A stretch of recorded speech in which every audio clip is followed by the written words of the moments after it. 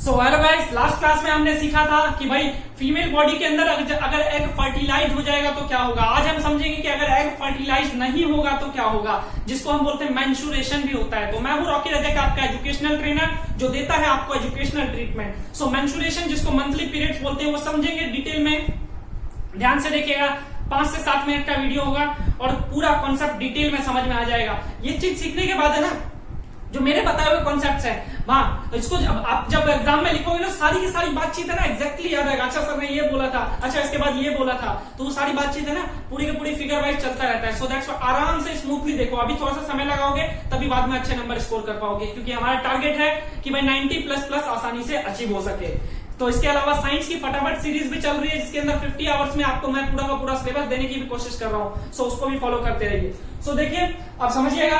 अब हम जानते हैं कि भाई फीमेल बॉडी के अंदर ना हमारे जो है ओवरी के अंदर पहले से अंडे होते हैं, थाउजेंड्स ऑफ एग्स होते हैं। अब थाउजेंड्स ऑफ एग जो है हर महीने एक अंडा रिलीज होता है। तो अब भाई हर महीने एक अंडा रिलीज होता है, हर महीने तो प्रेगनेंसी नहीं करवा सकते ना। अब भाई जरूरी तो नहीं है कि हर महीने हम स्पर्म को भेजे ही भेजे, भाई हमें नहीं करवाना प्रेगनेंसी तो लेकिन अब ये बात तो यूट्रस को नहीं पता ना। ह्यूमन बीइंग तो कभी भी प्रेगनेंसी कर सकता है। इस महीने में मन नहीं किया, अगले महीने में कर ले, अगले महीने में नहीं किया, उससे अगले महीने में कर ले। तो इसलिए बच्चों, नेचर ने हमें ऐसे डिजाइन किया है कि ओवरी जो है हर मंथ एक एक एग रिप्रोड्यूस करेगा, एक एक एग जो है प्रोड्यूस करता है। अब ये एक एक एग जो है इस ओवरी से भी निकल सकता है और इसके अलावा इस ओवरी से भी निकल सकता है। सो इस दौरान जो है यहाँ से पहले महीने यहाँ से निकला, दूसरे महीने में यहाँ से निकलेगा, इस तरीके से साइमल्टेनियसली चलता रहेगा। तो अगर एग फर्टिलाइज हो जाता है तो यूट्रस के अंदर आकर जो है वहां पे यंग वंस को प्रोड्यूस कर जाता है। लेकिन एग फर्टिलाइज नहीं होगा ना तो मेंस्ट्रुअल साइकिल हो जाता है। वो कैसे समझो। सबसे पहला दिन, फर्स्ट डे, जब हमारा अंडा रिलीज होना शुरू हुआ, मान लिया इस ओवरी से एग रिलीज हुआ, यहां से रिलीज हुआ कब? फर्स्ट डे अंडा रिलीज हुआ। अब उसके बाद यहाँ पर आकर वेट करता है 7 डेज पे। 7 डेज पे यहाँ पे आकर वेट करेगा। 7 से लेकर 13 दिन तक ये वेट करेगा। 7 से लेकर 13 दिन तक लगभग वेट करेगा। अगर 13 दिन तक स्पर्म आ गया तो फर्टिलाइजेशन हो जाएगा, नहीं आया तो फिर इसके 1 दिन बाद जो है अंडा मर जाएगा। मतलब 14 डेज पे ना एग डेड हो जाएगा।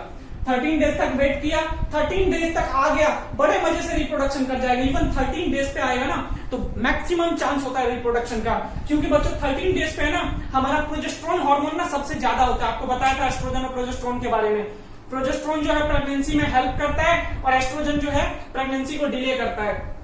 सो 1 से लेकर 13 दिन तक है ना, आप समझो कि प्रोजेस्टेरोन है ना बढ़ता जा रहा है और 13वें दिन बहुत ज्यादा है। और 13 दिन के बाद जो है ना अचानक से इतना ज्यादा नीचे गिर जाता है प्रोजेस्टेरोन, क्योंकि एस्ट्रोजन बढ़ जाता है। इससे पहले जो है 1 से लेकर 13 दिन तक एस्ट्रोजन नहीं बढ़ता है। 7वें दिन के बाद एस्ट्रोजन थोड़ा थोड़ा बढ़ना शुरू होता है। लेकिन 14वें दिन है ना, प्रोजेस्टेरोन जो एस्ट्रोजन जो है बहुत ज्यादा बढ़ जाता है और एस्ट्रोजन धराम से नीचे जो प्रोजेस्टेरोन है वो धराम से नीचे आ जाएगा। तो प्रोजेस्टेरोन जब गिर जाएगा तो इस वजह से प्रेगनेंसी डिले होना शुरू हो जाएगा। सो हम बोलते हैं 14 डेज पे हमारा अंडा जो है मर जाएगा। अब जब एग डाई हो जाएगा ना बच्चों, तो क्या होगा, धीरे धीरे जो एग है ये यूट्रस में मूव करना शुरू कर जाएगा। और आपको एक चीज और बताया था कि जब ये एग रिलीज होता है ना तो उसी दौरान जो है ना हमारा ये जो यूट्रस के ऊपर ना एक स्पंजी वॉल बनना शुरू होता है। यूट्रस के ऊपर स्पंजी वॉल बनना शुरू होता है। ये स्पंजी वॉल किस लिए बनता है? ताकि जो एम्ब्रियो आए ना तो उसको नरिशमेंट प्रोवाइड कर सके, सही ढंग से उसकी परवरिश हो सके, डेवलपमेंट ऑफ एम्ब्रियो आसानी से हो सके।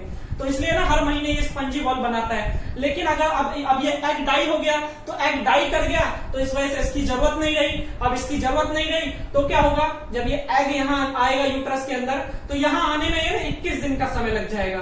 14 से 7 दिन बाद जो है यहाँ तक आ जाएगा। अब 7 दिन में 7वें दिन जब यहाँ आ जाएगा ना तो ये हमारा यूट्रस की वॉल टूटना शुरू हो जाएगा। और टूट के है ना यूट्रस का वॉल और ये एग ब्लड और म्यूकस के साथ जो है इस वेजिना के रास्ते बाहर निकलना शुरू हो जाएगा, जिसको हम बोलते हैं मंथली पीरियड या मेंस्ट्रुअल साइकिल। जिसके लिए जो ये ब्लीडिंग होती है ना लगभग 7 दिनों तक, 21 से लेकर 28 दिनों तक ब्लीडिंग होती है। 1 हफ्ते का ब्लीडिंग होता है, जिसके दौरान जो है काफी पेन होता है। क्योंकि सोचो बच्चों, ये जो यूट्रस की वॉल जब टूटेगा तो काफी पेन तो होगा ही, और साथ में ब्लड रेगुलर रिलीज होता है, जिसके लिए फीमेल को है सैनिटरी पैड का यूज करना होता है, जो उसमें स्टे फ्री जिसको बोलते हैं, वो जो नैपकिन होता है उसका यूज किया जाता है, वो जो है वजीना के रास्ते पे रखते हैं ताकि जो ब्लीडिंग हो ना तो ब्लीडिंग को वो एब्जॉर्ब कर सके, फोम का बना हुआ होता है वो एब्जॉर्ब कर सके। क्योंकि अब देखो रास्ते में चल रहे हैं, अब चलते चलते अगर ब्लीडिंग हो जाए तो कपड़ों से बाहर आएगा तो उससे दिक्कत होगी और काफी सारे इन्फेक्शन फैलने का भी चांसेस रहेंगे। सो दैट्स वाई जो है सैनिटरी पैड जो है सबसे अच्छा उपाय है,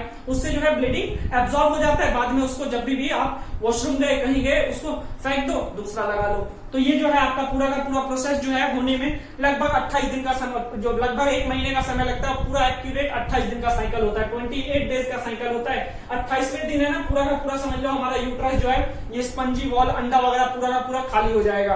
और जब ये खाली हो जाएगा फिर 28वें दिन के बाद फिर से पहला दिन शुरू हो जाएगा एग रिलीज होना। अभी सोबरी से हो जाएगा कि भाई यहाँ से फिर से अंडा निकलेगा, फिर ये दोबारा नीचे जाएगा। तो ये प्रोसेस जो है ना साइमल्टेनियसली चलता रहता है और ये हर महीने होता है। तो सोचो दोस्तों कि फीमेल को ना हर महीने कितना ज्यादा पेन उठाना पड़ता है, कितना ज्यादा कष्ट उठाना पड़ता है। और हमें लगता है फीमेल बॉडी तो कुछ कर ही नहीं है, घर में बैठकर बस खाना बनाती है।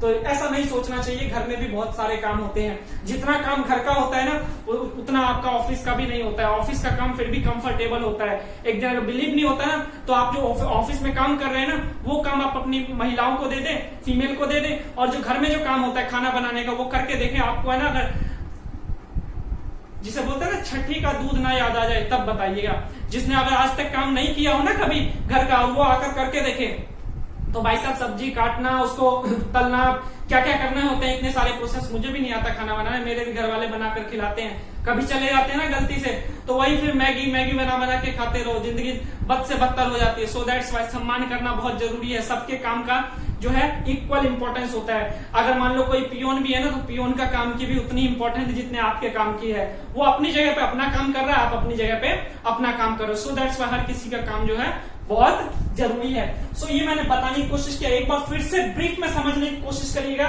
सबसे पहला देखो क्या हुआ, एग फट यहाँ से अंडा निकला, आने के बाद 7 दिन तक वेट किया, 7वें दिन यहाँ पहुंच गया। इस पॉइंट को क्या बोलेंगे, स्टमक जंक्शन। साथ के साथ रिपीट करते जाओ। स्टमक जंक्शन पर इंतजार किया किसका, स्पर्म का। अगर स्पर्म आ गया तो ठीक है, नहीं आया तो 13 दिन तक इंतजार किया। 13 दिन के बाद 13 दिन तक जो है प्रोजेस्टेरोन की मात्रा बढ़ता जाएगा और 13 डेज पे प्रोजेस्टेरोन की मात्रा सबसे मैक्सिमम होगा, जिसको बोलते हैं एलएच सर्ज। जब मैक्सिमम होता है उस पॉइंट को बोलते हैं एलएच सर्ज। सो उसके बाद 13 डेज के बाद अचानक से बहुत ज्यादा प्रोजेस्टेरोन गिर जाता है और एस्ट्रोजन बढ़ जाता है, जिसकी वजह से एग डाई कर जाता है और डाई करने के बाद यहाँ पे यूट्रस में आना शुरू कर देता है। यूट्रस में आते आते ना 21 डेज लग जाता है और फिर उसके बाद जो ये स्पंजी बॉल है ना जो हर महीने तैयार करता है उसकी अब जरूरत नहीं रही है। सो यूट्रस के जो एग है और ये जो हमारा स्पंजी बॉल है ये दोनों के दोनों जो है बाहर निकलना शुरू कर देता है अपने आप ही ब्लीडिंग के रूप में, म्यूकस के रूप में। सो इस पूरा प्रोसेस को बोलते हैं मंथली पीरियड या मेंस्ट्रुअल साइकिल। ये हमेशा 28 दिन का समय लेता है और हर महीने ये चलता रहता है। सो ये था कि जब एग फर्टिलाइज नहीं होगा तो क्या होगा, एग फर्टिलाइज होगा तो क्या होगा। ये दोनों में से एक क्वेश्चन आना कंपलसरी होता है। सो दोनों वीडियो देख लेना, 7 से 8 मिनट का है तो 15 मिनट में आपके जो है 3 से 4 नंबर मिलने के चांसेस है। डायग्राम भी आसानी से ड्रॉ कर सकते हो, सो डायग्राम भी ड्रॉ जरूर करना। तो आज के लिए इतना ही रखता हूं, फिर मिलूंगा अगली सभा में। तब तक के लिए दुआओं में याद रखिएगा। Goodbye, take care.